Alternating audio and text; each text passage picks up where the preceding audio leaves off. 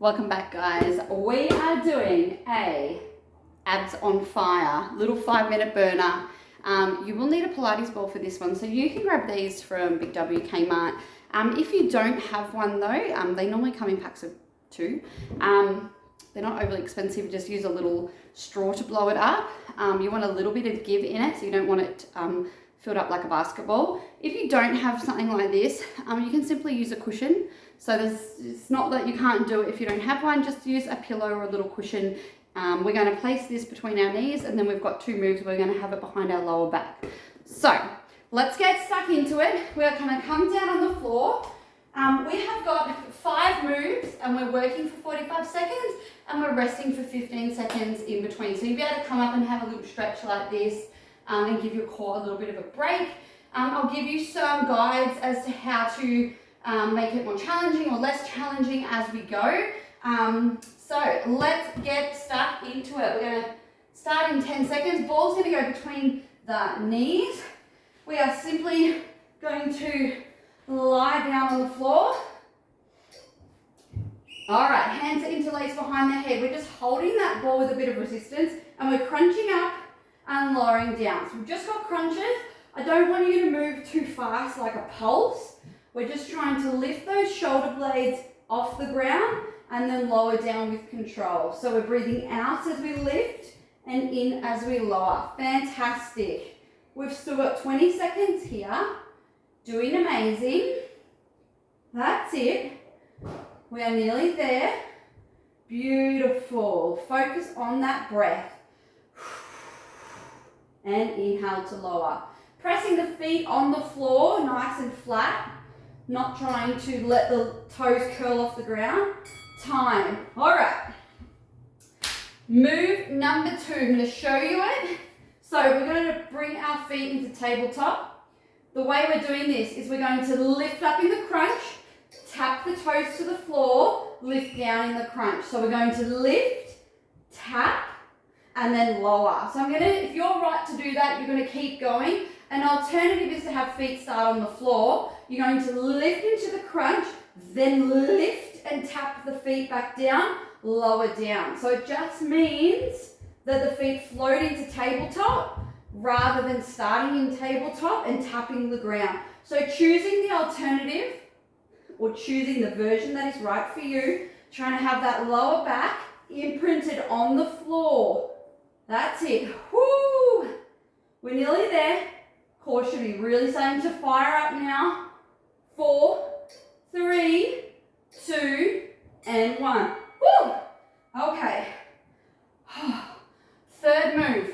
I'm going to show you 2 options. First option, feet on the floor. We are squeezing our knees together. Feet on the floor, hold the crunch up. So option 1, feet stay on the floor, hold the crunch up, pulsing the ball with your knees. So squeeze, squeeze, squeeze. If this is too easy here, then what you can do first is float the legs into tabletop, come up in that crunch hold, and now squeeze the ball. So it's just whether the feet are on the floor or off the floor here. Totally up to you. We've got 20 seconds to go. Squeezing the ball, pointing our toes if we're in tabletop. Woo! We got last 10 seconds. Nearly there. Ball's going to come behind our back for the last 2 moves. 3, 2, and 1. Rock and rolling up. Okay, so next move. Ball goes behind the back. Okay, we're going to have our feet flat on the floor, but they can be pointed if you'd rather. We're going to start with our hands to the ceiling, and then we're going to sink back. Elbow comes back to touch the floor. Rise back up. Then we do the other side. Your gaze is going to follow the arm that's moving. So this is called a C-shape reach. So we're making this C shape as we lean back, and then we're reaching the elbow behind, reaching up to the ceiling. Elbow behind, up to the ceiling. Woo! Let's do it. To make it, if you want a little bit more challenge, walk the feet out just slightly so they're a little bit less close to your bum. That's it. Breathe in as we lower, exhale as we lift. We're nearly there. 8 seconds to go. Beautiful.